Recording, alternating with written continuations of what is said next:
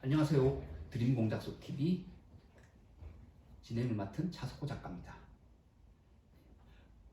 듣도 보도 못한 인문학 오늘 두 번째 시간인데요. 오늘의 주제는 4차 산업혁명과 인문학입니다. 제가 많이 받는 질문 중에 하나가 4차 산업혁명 시대에 왜 인문학이 중요한가? 이런 것인데요. 지금 식당, 영화관, 공항, 기차역까지 가면 어떻게 하죠?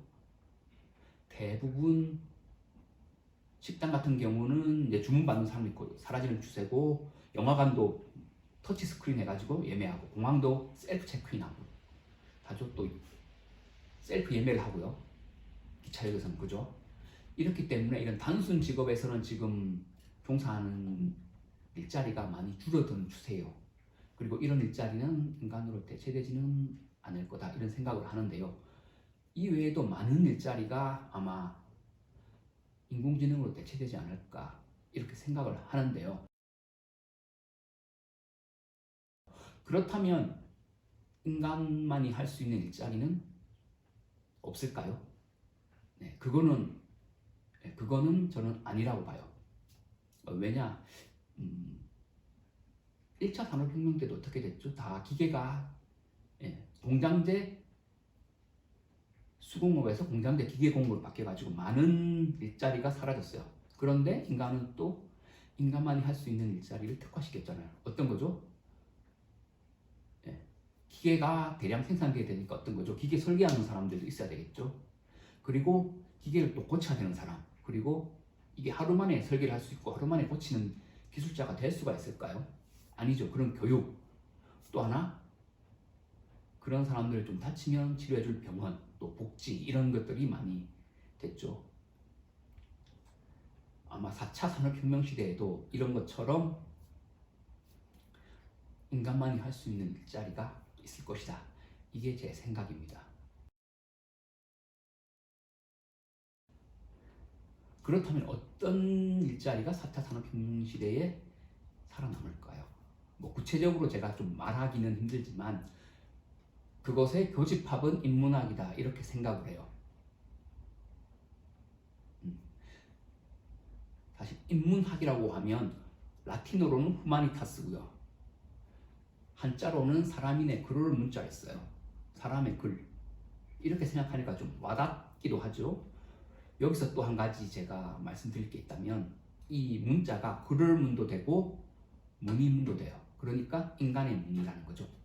이렇게 보면 인간에 관련된 모든 학문을 인문학이라고 한다 라고 생각을 하시면 돼요. 미국 교육부에도 그렇게 되어 있거든요. 그러면 왜 4차 산업혁명 시대에 인문학인가? 이 질문이 나올 텐데요. 그러면 제가 여기에 대한 제 생각을 좀 말하자면 이런 거죠. 동병상련, 이런 말 많이 들어보셨잖아요. 예를 들어가지고 이런 거 제가 얘기를 한번 해볼게요. 스페인 가면 카탈루냐 지방이 있어요. 카탈루냐 지방이 프랑코 독재 시절에 사실은 이 카탈루냐 지방에 카탈루냐어가 있어요. 공용어 카탈루냐어예요. 근데 그 시절에 카탈루냐어 말과 글을 못 쓰겠어요. 이거 우리나라하고 비슷하지 않나요? 그죠? 일제시대 때 말과 글, 말살 정책 똑같잖아요. 그렇기 때문에 또 이거 우리나라 사람들이 카탈루냐 사람들하고 이런 거 다 이해를 하잖아요. 같은 아픔을 겪은 사람들은 다 이해를 하잖아요. 또 하나 공통점이 우리나라와 카탈루냐 사람 공통점이 뭐냐면, 그 운동 경기장에서는 한국말 허용됐었어요. 한일전 하면. 카탈루냐는 뭐죠? 카탈루냐는 국가가 아니기 때문에 카탈루냐하고 스페인 중앙의 카스티아하고 운동 경기를 할 때는 카탈루냐어가 허용이 됐어요. 그곳이 캄프누, 스페인 바르셀로나요. FC 바르셀로나 홈구장이에요. 거기서만 유일하게 허용이 됐어요. 그러니까 상황이 비슷하다 보니까 또 그런 거를 좀 이해를 하게 되죠. 이런 부분이 인간이 가지고 있는 부분이죠. 왜? 같은 경험, 비슷한 경험을 했기 때문에.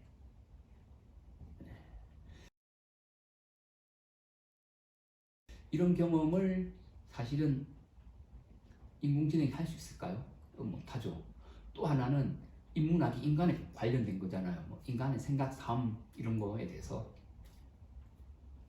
하는데 그 인간의 경험을 인공지능이 다 할 수 있을까요?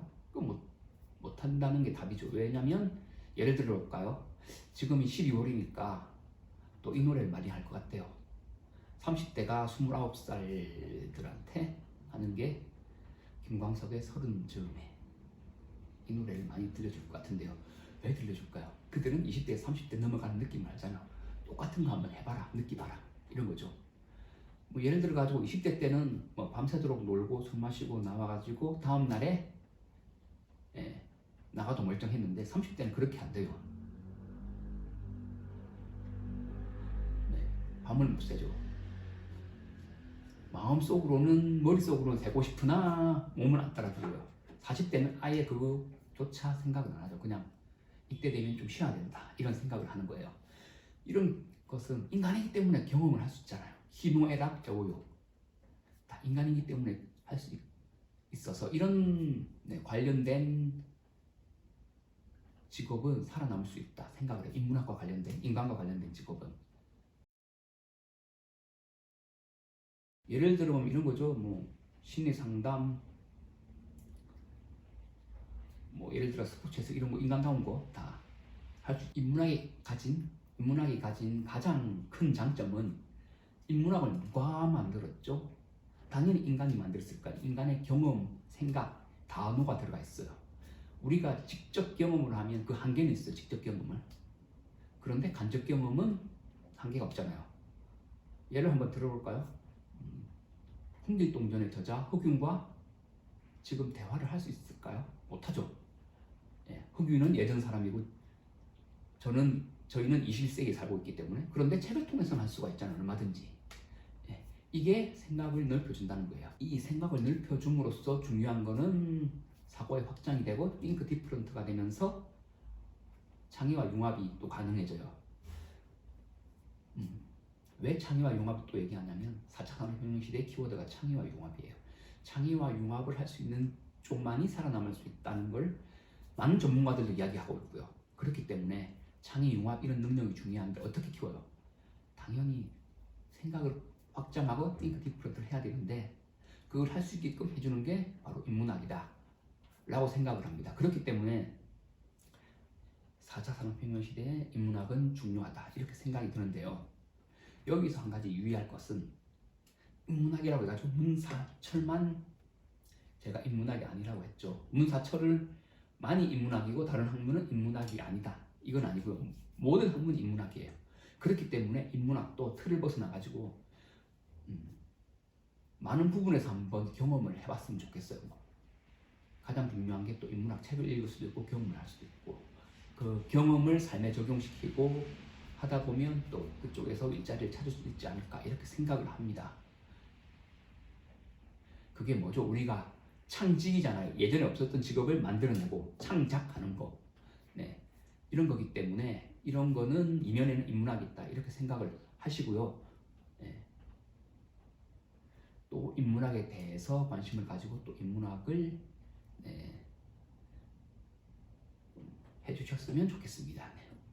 이것으로 이번 방송 마무리하겠고요. 다음 시간에는 더 좋은 콘텐츠로 만나도록 하겠습니다. 빠이빠이.